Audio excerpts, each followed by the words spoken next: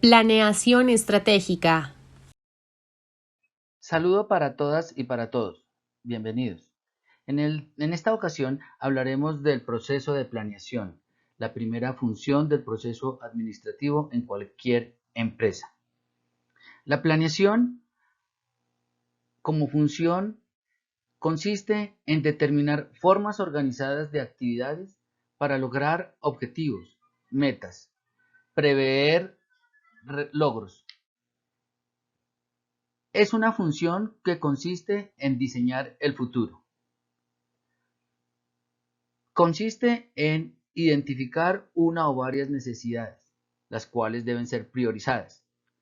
Determinar qué tan cerca o qué tan lejos se está frente a esas necesidades y con qué cuenta o con qué no cuenta. Identificar las ayudas y los obstáculos. De allí parte la planeación. Todo esto se obtiene desde un diagnóstico previo, ejercicio que puede obtenerse a partir de metodologías como la matriz DOFA, árbol de problemas, y otras herramientas que posiblemente puedan darnos la información que se necesita para estas tres respuestas. Del proceso de diagnóstico tenemos que identificar una serie de factores críticos exógenos que llamamos oportunidades y amenazas, siendo estas las que no se pueden controlar por parte de la empresa. Son los aspectos que pueden ser favorables o desfavorables a la empresa, pero que impactan sin poder tener el control. Si bien pueden ser favorables, habría que priorizarlas para saber con cuáles nos quedamos y cuáles se pueden abordar. Y si son amenazas, o sea, situaciones que son adversas a la empresa, hay que focalizarlas y minimizar su impacto.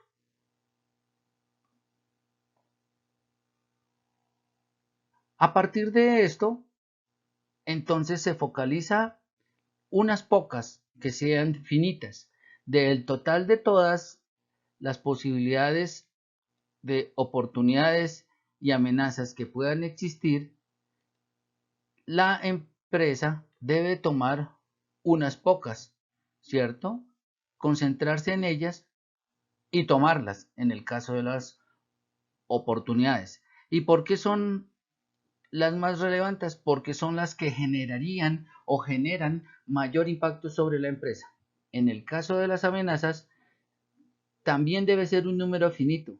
Si bien es cierto, hay muchos riesgos en el entorno, hay que determinar cuáles son los de mayor impacto o relevancia y a partir de allí mitigar el impacto que éstas puedan tener sobre la empresa.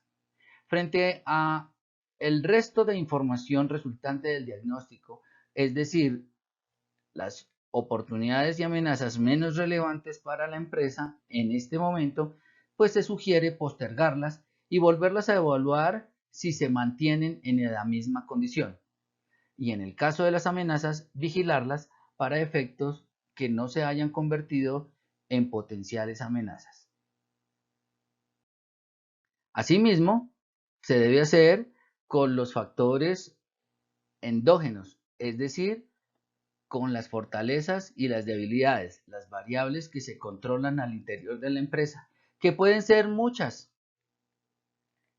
tanto de debilidades como de amenazas, pero que no podemos soportar ni darles el mismo manejo a todas. En ese orden de ideas, entonces se debe también focalizar con cuáles de estas condiciones controlables nos concentraremos en nuestro ejercicio empresarial. En ese orden de ideas, aplicamos el mismo principio de las más relevantes y las menos relevantes. Las fortalezas más relevantes son aquellas que tienen mayor impacto, donde el esfuerzo de la empresa se evidencia y nos genera ventajas competitivas. Entonces tenemos que concentrarnos en esas fortalezas que en un momento dado están generando el éxito en la organización.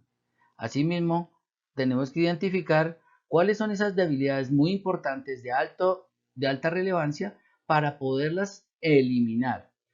Algo relevante para el negocio que lo golpea mucho, pero es controlable, hay es que eliminarlo. No se pueden mantener ni reducir, porque son de absoluto dominio por parte de la empresa.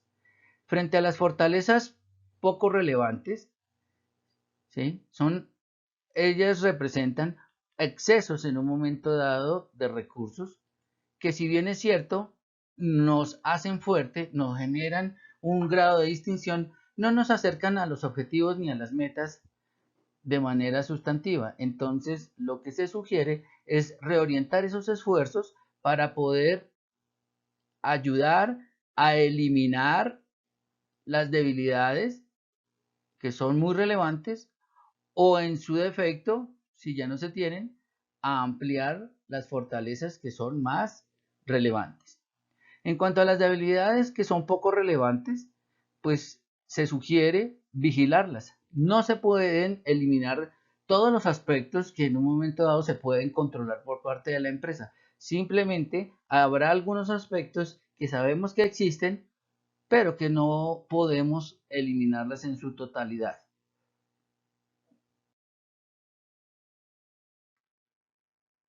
De este resultado surgen entonces las iniciativas estratégicas y de plan de acción.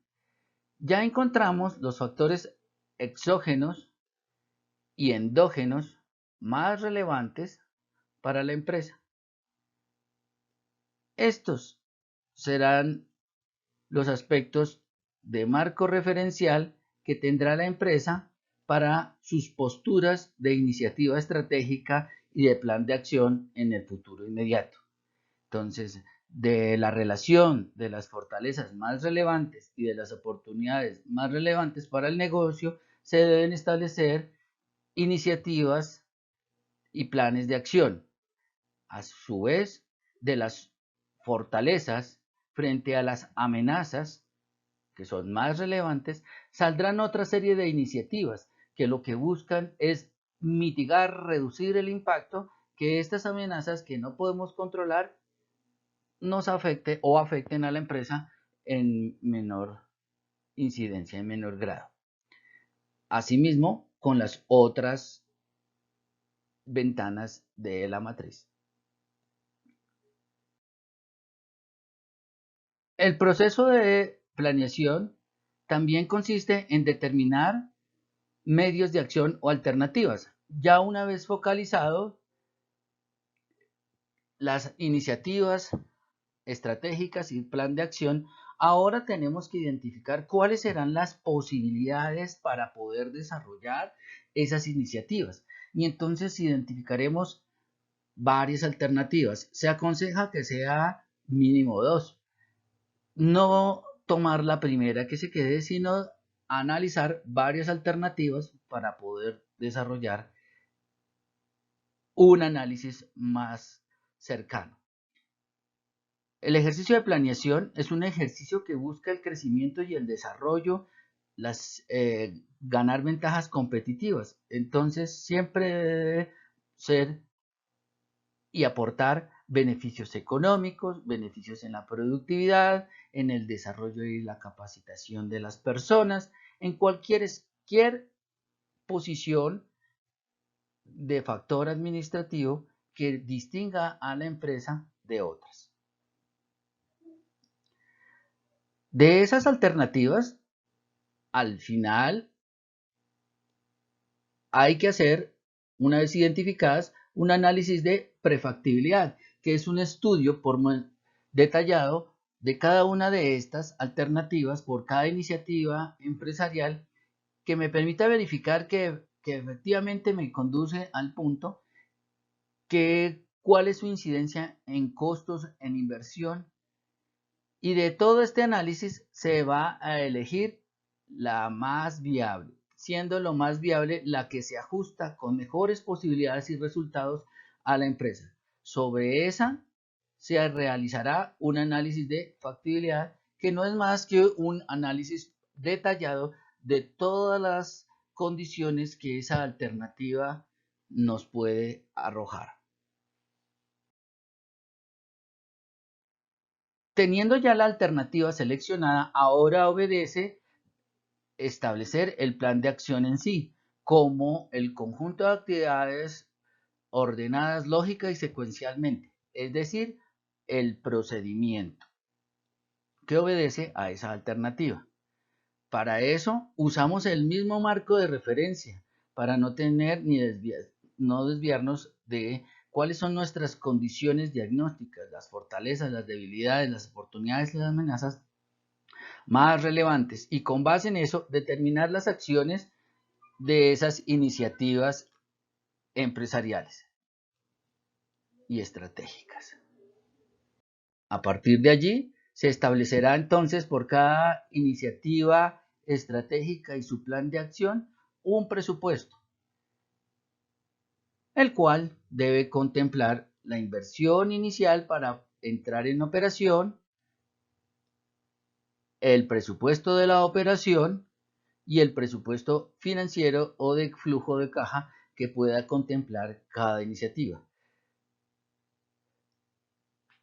Es necesario distinguir que no se cada nivel de recursos en cada iniciativa, porque no se puede hacer un análisis global porque cada iniciativa es diferencial.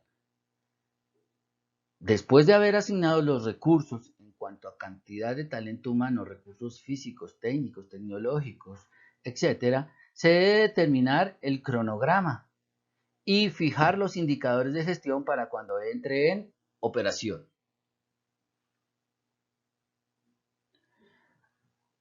Cuando entre en operación, pues tendremos que realizar un control y seguimiento aplicando esos indicadores de gestión.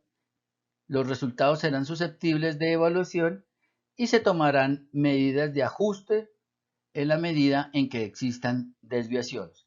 Si no existen desviaciones, sencillamente tiene que seguirse desarrollando todo un proceso de control y seguimiento hasta el feliz término del plan.